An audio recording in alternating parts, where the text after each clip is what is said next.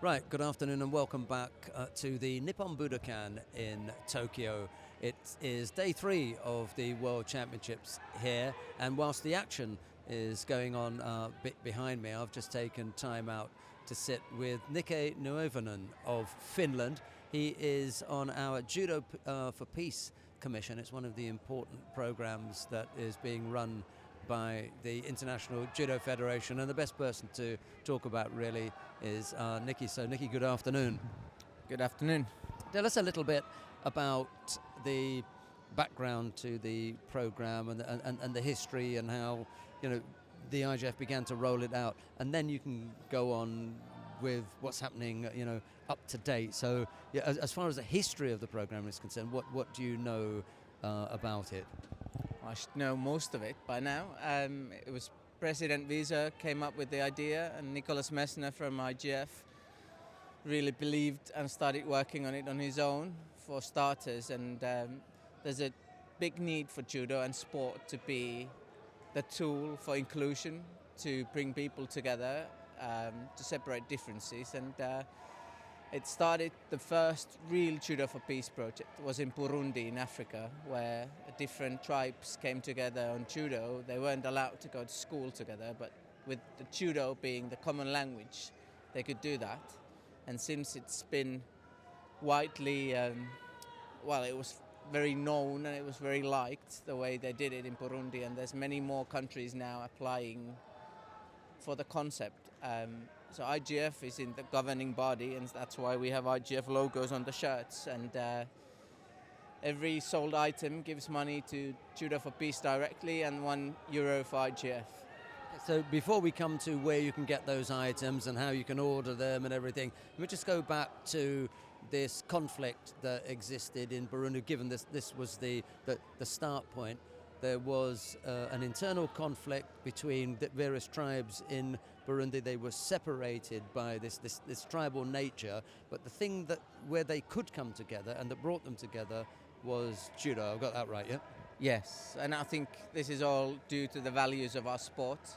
I know to some it sounds just fancy words put in together, but for many people the judo values, the respect, the courage, the friendship, I think they really do come true. And when it's a matter of refugees, when there's nothing there in your previous life and you're really just an outcast of either society or by religion or by gender, sport is normally the common way to bring them meaning in life. And that's what happened in the Burundi case. So it was basically a type of refugees of the tribal wars, and it has followed sort of the similar model in Zambia, that there's a project now, and one in Malawi as well. Okay, so the three examples that you've given, Burundi, Zambia and Malawi, those are things that are happening internally. But I know that there have been projects where, or programs where you've had a Judo for Peace between different countries who are warring rather than tribal factions. So can you remember what was the first, nation type Judo for Peace project? I think the biggest one and the one that's got most media attention is on the Turkish border of Syria, called the Kilis refugee camp. So there, it's not only Syrian refugees, but of many due to what happened in that area. Now it's on the Turkish soil, but it's widely governed as one of the success stories of Judo for Peace.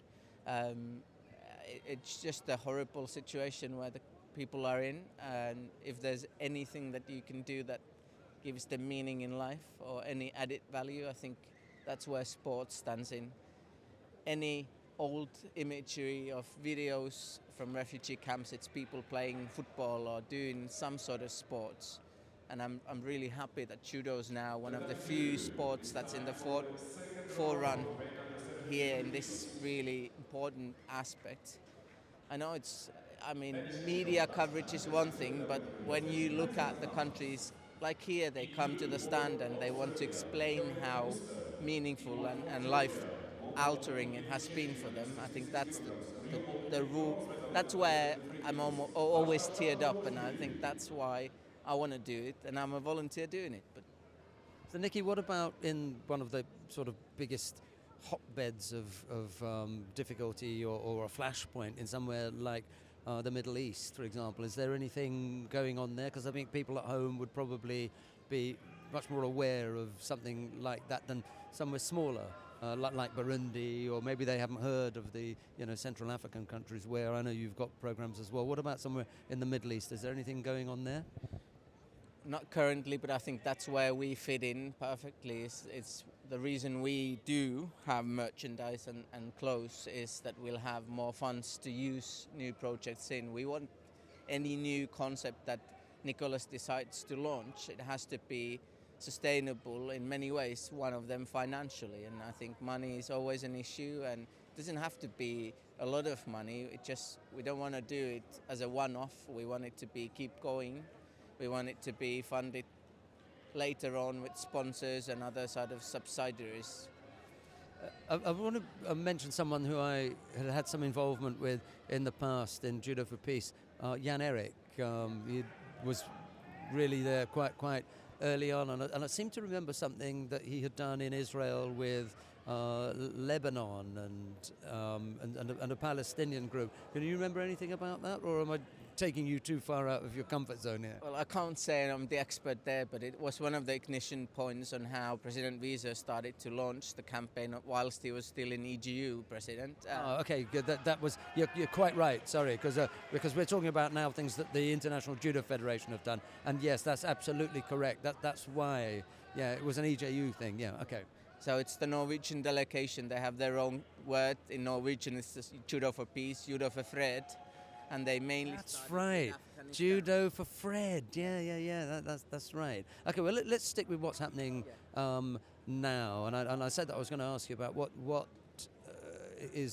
what's in the offing, what's coming up in the future that might be exciting to chat about. Well, the reason we do events is to do promotion on it. We want national delegations to order in larger quantities. That's how you push the price a little bit lower. All of the clothes are fully organic, no chemicals used. Sustainable development has to go hand in hand with the peace work. So what we want to do is push people to use the website. So we have an online store that covers the whole world, and we have the Japanese version, we have the Russian payment methods there. So we just want to. This is sort of a gimmick for us. Okay, so let's say that I saw a nice T-shirt, and I think you've got a T-shirt on, haven't you? Right, Nikki's going to get disrobed now. Well, a little bit anyway. Let's see how far we can take Nikki on live TV. There you go. Look. Right. Okay. So that's the T-shirt. Let's say that I saw a T-shirt and I wanted to order this. How would I go about doing this? I'm at home. I want to click on it. I want to help the Judo for Peace and spend a bit of money. How can I do that? Just like any other web store, judoforpeace.net net is the web online store, and we ship everywhere in the world. Hopefully, when you go there, you'll buy one for your closest family members too. Okay, so that's the T-shirt. You've got a sweatshirt. Let's put the sweatshirt back on because we're right underneath the air conditioning here and it's a little bit chilly.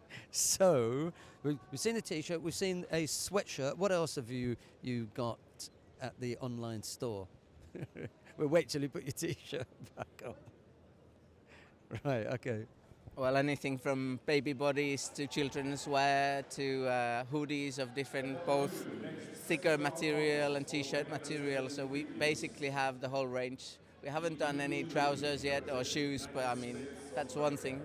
We've actually had a discussion just a few minutes ago with one of the IGF media people that maybe for the spare judokis in the next few months we could do something there. Just promoting on different ways. Okay, judoforpeace.net. Click on, go to that website and then go through the items that are available for sale. And as Nikki was saying, that you can order them online. They deliver to wherever it is that you give them that you want to deliver, and then you can look as nice and up to date and snazzy as Nikki does. So what you're off to? Back to the stand. There's a stand outside, isn't there? Yes, that's where we are until the end of championships. I try to sneak in every now and then to watch the competition. A judo man, right? Hard. That's my heart there.